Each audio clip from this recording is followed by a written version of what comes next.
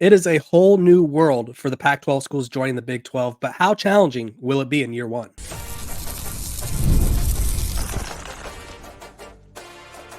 You are Locked On Utes, your daily podcast on the Utah Utes. Part of the Locked On Podcast Network, your team every day. Welcome to Locked On Buffs. I am your host, Kevin Borba. Today's episode is brought to you by FanDuel. Make every moment more as playoffs wind down, the sports stop sporting like we want them to. But this summer, FanDuel is hooking up all customers with a boost or bonus daily. That's right. There's something for everyone every day, all summer long. Visit FanDuel.com to get started. We are also brought to you by the Locked On Podcast Network. It's your team every day for free and available wherever you get your podcast. Thank you guys for making me your first listen. And if you need a great second listen, go check out my guy, JT Wistrcill at Locked On Utes, because he has everything you need to know about Utah covered. JT, thank you for joining us. Let's talk about Colorado, Utah. They're kind of in this weird predicament where it didn't feel like they were in the Pac-12 very long. I don't know if it felt like they ever got settled in the Pac-12. Utah did at the end there, but it's like, okay, by the time they figure things out, they're moving on. What are some of the challenges you think Colorado and Utah could face, specifically Utah, though? Yeah, I think it's an interesting angle for both schools, and great to be with you again, Kevin. It's such a just strange time where we're adjusting to this, where it's like you're not making the jump from group of five to power five. Right. You're making power. Well, now we were power five, now we're power four. So in that regard, it's changed. I think it's interesting for a school like Utah and Colorado because it's the tendencies and some of the things, and you can watch film enough like that, but like there's just such a familiarity with a school like a UCLA for having played them year after year. You know the tendencies, you know the adjustments, because just like in practice, there's no experience like game experience. And the same thing applies for, you can watch all the amount of film you want, but I still think it's different when you're in a game coaching against someone, when a mistake you've made against that program has burned you, that you remember, like, I'm not going to mess up and do that again. It's a new tendency, styles, everything. So I think that's where the change is from. When I look at Colorado, though, they have the best quarterback in the conference. When I look at Utah, I think they have the best top to bottom roster in the conference. So I think those things will help them navigate that change better than in Arizona State this fall. So that's like an example of where I just feel like that having that talent level will help make it a little bit easier. But it's different than like for Utah and Colorado joining not Colorado, because you guys came from the Big 12, of course, but like for Utah joining from the Mountain West Conference, that was a big jump in talent level versus Utah's already picked to win the conference. So not as drastic as previous conference changes, but in terms of styles, playing in atmospheres, all of that. Like in Texas, going to Texas more frequently for Utah, adjusting to that climate is something that they'll have to reckon with. And I don't think their games in Texas this year, it's Houston, so it won't be too hot then, but like they got a taste for that in Baylor last year. So there are slight changes, but ones that I feel like both Utah and Colorado are more than capable of overcoming.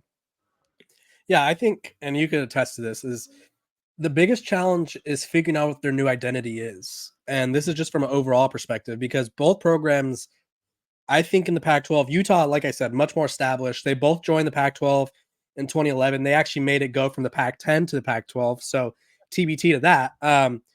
But I would say, even though Utah was more established in the Pac-12, they established themselves as sort of like a West Coast conference, right? And so I think now, or a West Coast school, now Colorado and Utah, they're traveling to Florida. They're traveling to Texas frequently for a conference game. So I feel like they kind of have to shift their identities, shift their recruiting nets a little bit, because it's like at the same time, while you no longer are going to Los Angeles, you're going to Texas. And so maybe that opens the doors for you recruiting wise in Texas even more, or maybe it makes it harder to get kids from LA because you don't go there at least once a year. What do you think about sort of the identity change it could cause?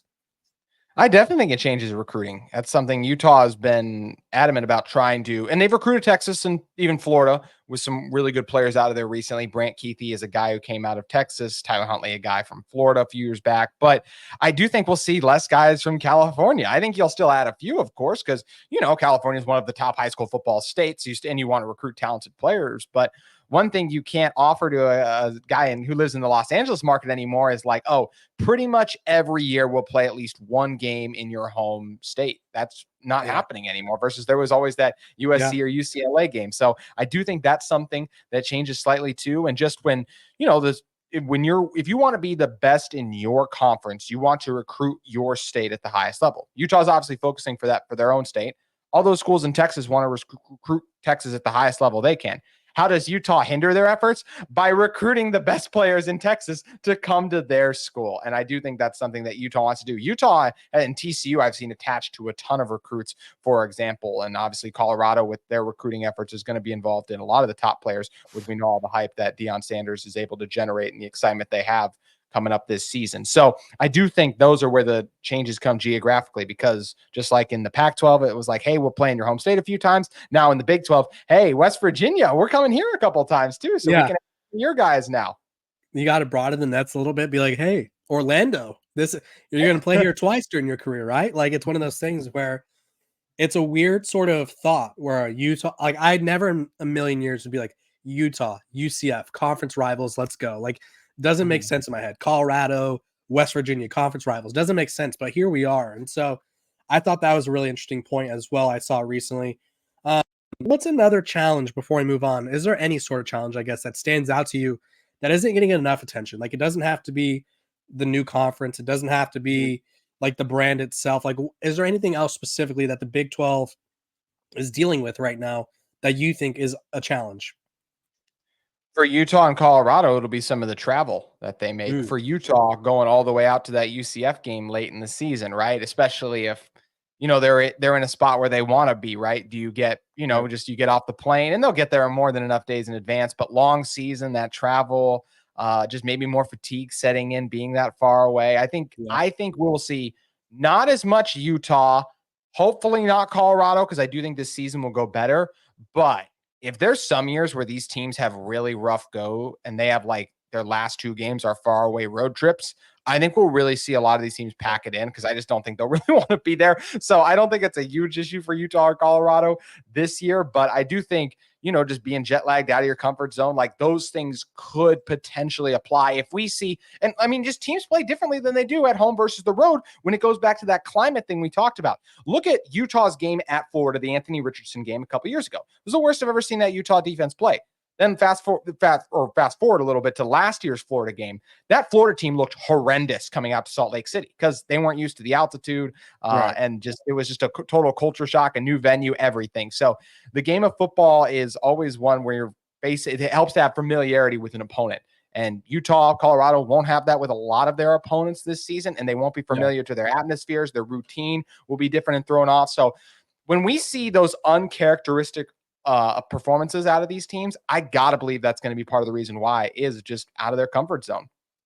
Yeah, and I honestly love the point about travel, because I don't think it gets enough attention. Like I think realistically, we've seen like the memes about Cal and UCLA where it's like they're traveling 30,000 miles, and it's like, oh my gosh, like how could they? But then everyone else is traveling far too. I won't say it's that far, but like you look at Utah and Colorado. Like Colorado, 3 of their first 5 games are on the road. They go to Nebraska, at Colorado State, which isn't too far, it's up the road a little bit in Fort Collins, and then they go to UCF.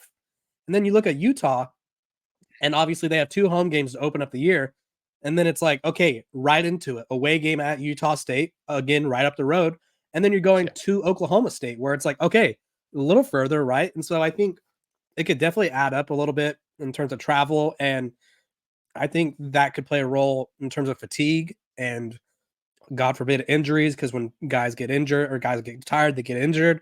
But I do think that there's a lot of factors that are working with the Big 12, but I also think that there's some factors that are working against them. And so really like the point that you made about travel. Is there anything like brand exposure wise that you could see hurting the Big 12? I mean, they're not the SEC and the Big Ten. If that's, just like the first thing that jumps in my head. Like I think it was our recruiting analyst here at Locked On literally said, like, when you talk to recruits, they want to go to the Big Ten, the SEC. That's obviously their first choice. So branding wise, that's where and I think that's even more drastic now, Big Ten and SEC, than it was when the Pac-12 was a thing. The Pac-12 and Big 12, of course, they're behind the Big Ten and SEC, but like it was still like, ooh, go to USC, go to Oregon, and hey, look, this Oregon team's beat them recently. So, or this Utah team's beaten Oregon and USC recently. So, like, those are some attractive schools. And hey, and I don't think Colorado will suffer for this because of the Deion effect. But like, I think for Utah, in some ways, some guys are like, I don't know if I want to go to a Big 12 school when I could go to the other ones. And obviously the other, from a not as much branding, but a dollar sign, the NIL differences between the SEC and Big 10 schools and Big 12 schools is drastic. Right. So it's one of those things where the Big 12 just has to stay consistent, has to figure out a way to, I think the thing that could help the Big 12 the most is a certain program, whether it's Colorado or Utah, stepping up and being sort of that face of the program, contending for not only the conference, because everyone's contending for the conference, if you will, but contending for a title. And we're going to talk about that and conference-wise, title-wise, when we come back. But first, a word from our sponsors over at eBay Motors. Passion, drive, and patience, the formula for winning championships, is also what keeps your ride or die alive. eBay Motors has everything you need to maintain your vehicle and level it up to peak performance. Superchargers, roof racks, exhaust kits, LED headlights, and more. Whether you're into speed, power, or style, eBay Motors has you covered. With over 122 million parts for your number one ride or die, you'll always find exactly what you're looking for. And with eBay Guaranteed Fit, your part is guaranteed to fit your ride or your money back, because with eBay Motors, you're burning rubber, not cash. With all the parts you need at the prices you want, it's easy to make your car the MVP and bring home huge wins. Keep your ride or die alive at ebaymotors.com. Eligible items only. Exclusions apply. And again, that's ebaymotors.com. eBay Guaranteed Fit is only available to U.S. customers. Welcome back to Locked On Buffs, and we have a special guest joining us from Locked On Utes, JT from Locked On Utes. JT, let's talk about contending in the Big 12. What that looks like for Utah, I imagine it's very different for Colorado. Like I'll call a spade a spade. If Colorado's contending for the Big 12 title next year, I think that would surprise a lot of people. Like I think a lot of people expect them to sort of be slightly better, but not contention level better. So what does it mean for Utah to sort of be in a position to still contend in a new conference, but they obviously have a little more pressure, wouldn't you say? Oh, they undoubtedly have. There's a lot of pressure. If Utah doesn't win the Big 12, it's a disappointment. If they're not in the championship game, it's a major disappointment to me. I think some people, Big 12 fans, look at Utah being favored and they're like, how could this be? They just got in the conference. Like they're looking at it from that perspective. What they don't realize is there's only one quarterback in college football who's won 2 conference titles that's still in school. That's Cam Rising. They don't realize Brant Kuithe has had 2 seasons over 600 yards. It's wild that one of those also came back in 2019, I will say, but like that's just like, veteran experience is a big thing. So you got that. You got a former 1,000-yard receiver in Dorian Singer. You got an offensive line that has some questions, but like it's still, even like the questions I have about Utah offensive line, I feel better because of the coaching there and the consistent play I saw last year, even a little bit of a down year, than obviously Colorado was big offensive line questions when you're bringing transfers and recruits in all over that are trying to make a big impact right away. So that's why you feel better about the Utah offensive line. Utah's always going to run the ball well. Pretty much everyone's back except for their top pass rusher and Jonah Ellis from a top 5 run defense a year ago. So the defense will be there. And Utah is not DBU, say LSU, Ohio State, some of those teams in the past. They're the next best thing, though. So I do expect, even though you lose a Sione Vaki and a Cole Bishop, that defensive backfield to be good, because we've seen Utah time and time again, and same thing with their offensive line. They lose NFL caliber players and they replace those guys with quality guys. There are over 6 players on this Utah team that were key parts of the 2021 Pac-12 championship team, and they're still there. So when you have that level of when you have that level of experience, you're going to be favored to win the conference. And I think the media got it right. So we'll go fill in the blank exercise here. I'll start off just so I can give you an idea.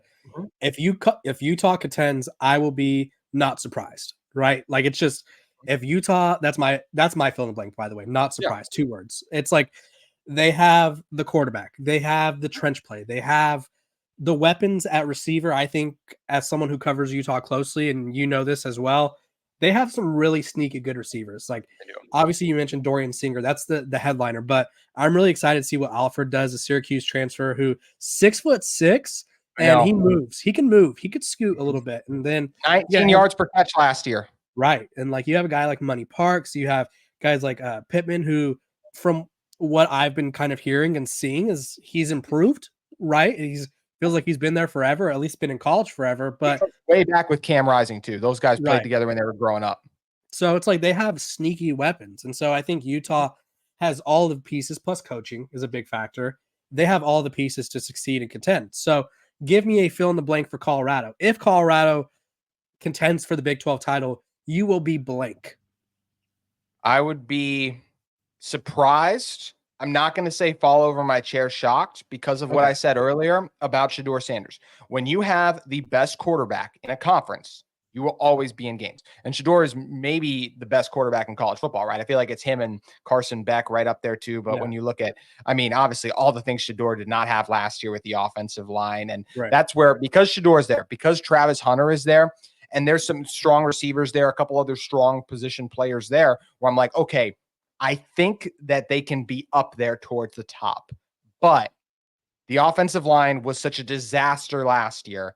Can they take that much of a step forward to be like, okay, we're in this against the best teams in the conference week in and week out? I do think some people forget that this Colorado team almost beat a really good Arizona team last year. So we know they're capable of going in and getting some upsets. But unfortunately, they're also capable of, last year, they lost that game to Stanford, which they had no business losing. So that's why I think, to me, it's too early to call them a contender.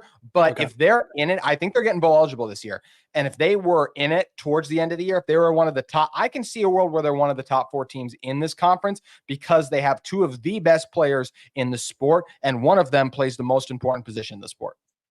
Yeah, I wanted to ask you that, because I feel like when I say I think Colorado has potential, people are like, this guy, he loves Colorado. Like, he's going to say that. And it's like, okay, I do think that they improved enough to where there's a possibility. And I don't think people realize this if you've been following the Pac-12, because the Pac-12, I would say for the most part, the picture would be settled towards the end of the year. There was some seasons where it's like there's 4 teams that could still make it. Like 2 years ago, Washington, I think they went 10-2 on the year or 11-2 on the year, and they didn't make the Pac-12 title game just because of who they lost to, right? So there's instances like that. But as someone who covered and grew up watching Texas, there were a lot of moments in the Big 12 in years past where it was like, okay, it's week 10. Texas can make the Big 12 championship. If this team loses, this team wins, this team loses. And I do think that the Big 12 now, which we'll talk about in a little bit, is going to be very similar to that. So if you told me in October that Colorado is a couple teams losing and them winning a game away, like, I wouldn't be shocked at all. Also, I like that you brought up the Arizona game. Colorado was a victim of 1-score games last year. They lost to Utah, which that was an ugly game for both teams. By 6 points. They lost to Arizona by 3 points. They lost to, Stanford by 3 points in double overtime. They lost to USC by a touchdown. So that's 4 games right there that if they win those, you go from 4-8 to 8-4, and that's a big jump. So a lot of things could happen for both teams. I do think that of the 2, I'd probably, if I had to bet, I think Utah would be the one to be in the Big 12 championship. But JT, give me like a likeliness from 1 being not likely at all to 10 being very likely, or it's like it's gonna happen, that the Big 12 championship this year is played between 2 former Pac-12 teams. Well, that's a really good question. I do think Utah is going to be in there. I do think when you're ranking the top 4 teams in this conference, I think Utah is the only Pac-12 school in that. I think Arizona would have had a chance at that if Jed Fish didn't leave, but unfortunately some of those departures pulled them back. And of the schools, like, I think Arizona is the next best chance of the Pac-12 schools. I'd have Colorado third there, because yes, I think Shedeur is the best quarterback in this conference. I think Noah Fafita is really good. I don't think he gets enough attention and hype as he should. So I think he's right up there too. But yeah, I will go with a 6. I'll go with 6. That it's both. I think it's just over halfway there, but I still think I expect it to be Utah versus Kansas State right now. But if you're telling me Arizona State got there, and once again, if Colorado was there, I'm surprised. I'm not like falling out of my chair surprised. We see this time and time again in college football. Team surprises. TCU wasn't supposed to make that run. Utah started their season 1-2 in 2021 before Cam took over, and they made a run to the Pac-12 championship games. And this Colorado team has players that are more talented on paper than that Utah team did. Now, can all the things come together? That's what we have to see. But I can't be like, this team has no shot to do anything this year. I don't see it that way. Yes, that Utah season, by the way, never in my a million years of life would I have thought that Kyle Whittingham would fall for the Jake Bentley hype, or not the oh my gosh, what was his name? The quarterback, Charlie Brewer. Jake Bentley hype the year before, and then it was Charlie Brewer hype. Charlie Brewer, yeah, the Charlie Brewer hype, where it was just like, this guy's so good, and it's like, no, he's not though. He's not. We learned, right? Yeah, you learn the hard way. It's one of those things where But now both teams have great quarterbacks, so we'll see how well that does for them. When we come back, we're going to be talking about the biggest difference between the Pac-12 and the Big 12 for both Colorado and Utah. But first, a word from our sponsors over at FanDuel. I love sports. I love them so much, I never want them to stop. But as the playoffs wind down, we get fewer games, and the sports aren't sporting like we want them to. But FanDuel lets me keep the sports going whenever I want. All I have to do is open the app and dream up any bet anytime I'm in the mood. And this summer, FanDuel is hooking up all customers with a boost or bonus daily. That's right, there's something for everyone every day, all summer long. So head over to FanDuel.com, start making the most out of your summer. FanDuel is the official sports betting partner of Major League Baseball.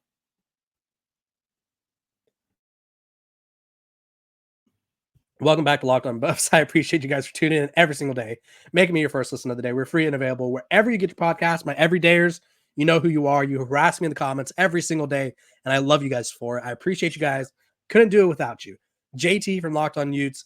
We're talking about the big difference between the Pac-12 and the Big 12. We talked about it off air, and I'll sort of give the people at least some insight into what my thought process was. I think the Pac-12 at its best was better than the Big 12. At least what we saw last year, right? Oklahoma at its best was better than what the Pac-12 was putting out there. But last year, the Pac-12 at its best was better than the Big 12. But you look at the Big 12, and I think any team could beat any team, and that's not just me saying that. Like, legitimately, any team in the conference could beat any team. And I think even though it's not as good, it's more competitive from top to bottom. Would you agree with that? I think I would agree with that. I think going back to the point about the top of the pack, I look at Utah, Arizona with the way they came on, Washington, Oregon. It just felt like there were so many teams last year that were in the mix of it. And it's why it was Oregon State, one of the best, Washington State early in the year before they fell off a cliff. Yeah. One of those conferences where it just felt like there were so many teams that could really win the whole thing versus the Big 12 was, okay, handful of teams that can win the whole thing, but more teams that can upset you.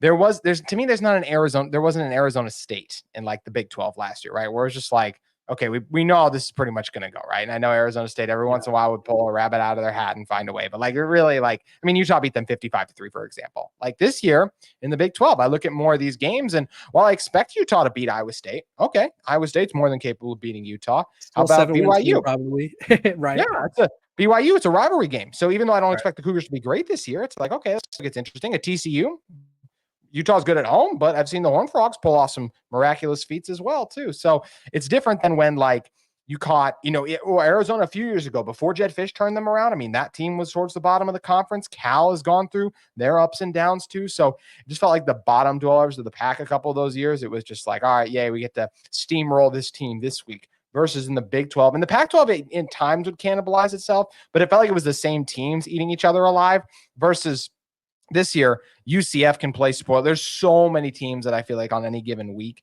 can beat another one. And while I'm high on Utah and expect them to achieve big things and avoid those ugly losses that make your resume look really tainted, it's definitely possible they falter multiple times because of this Big 12 schedule.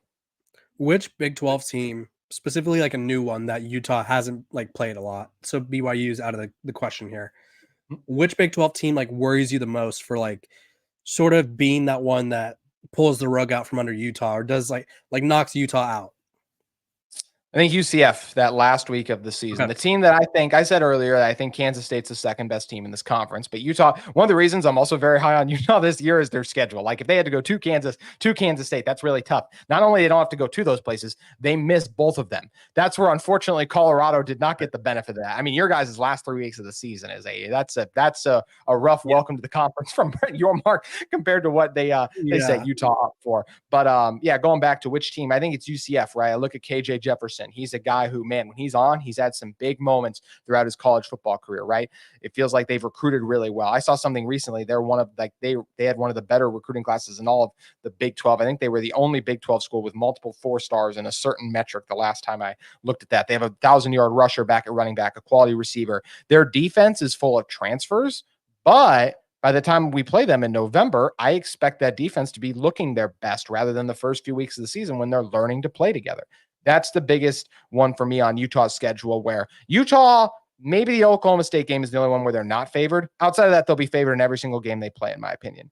UCF is the one that they're most likely to get upset in, because this team's also lost at least one game on the road, because it's just hard to go undefeated in a college football regular season too. So UCF's the one I got my eye on.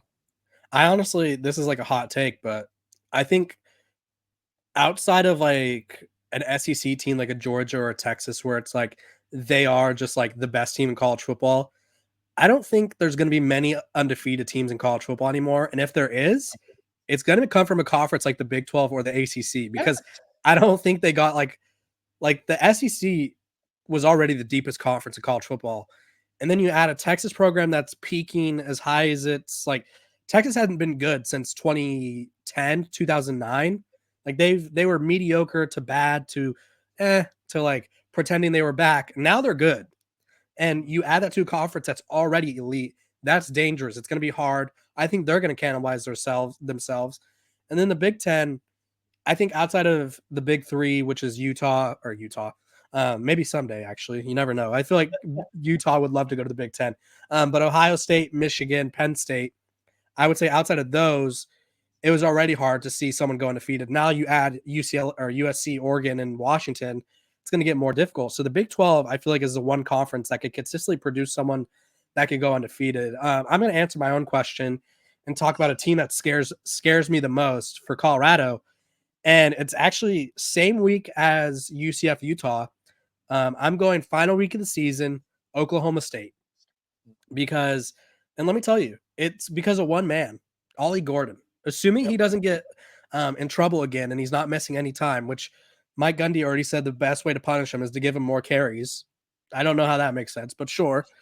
Right? Like the only way to punish him is to help his Heisman case. Sure, I guess. I mean, we could spend an hour talking about some of the things Mike Gundy said, right? I'm a man.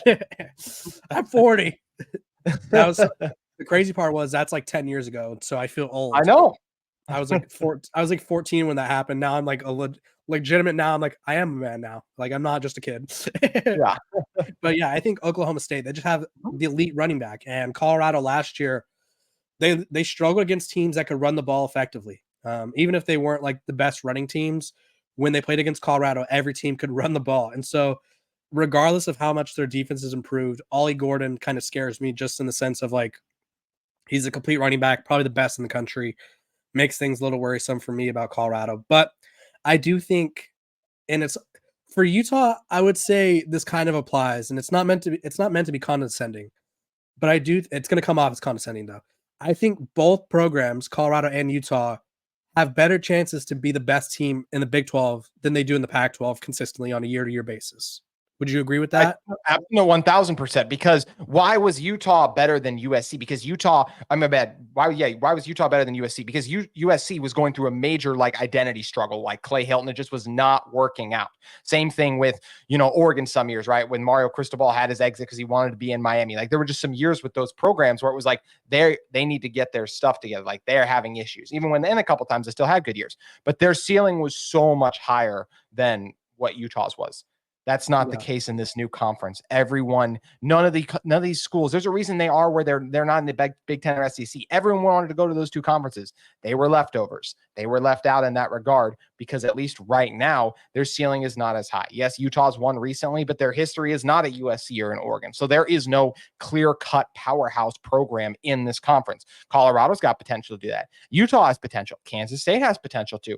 But the key word in that is potential. There is no one that has the level of a program where year in and year out you expect excellence to any of those Big Ten schools or any of those Pac-12 schools that are now in the Big Ten, or especially like a Texas and Oklahoma that now left. So I think you're absolutely right that it both suits Utah and Colorado better in their current conference because they're not going with against some of the top 10 programs in the sport.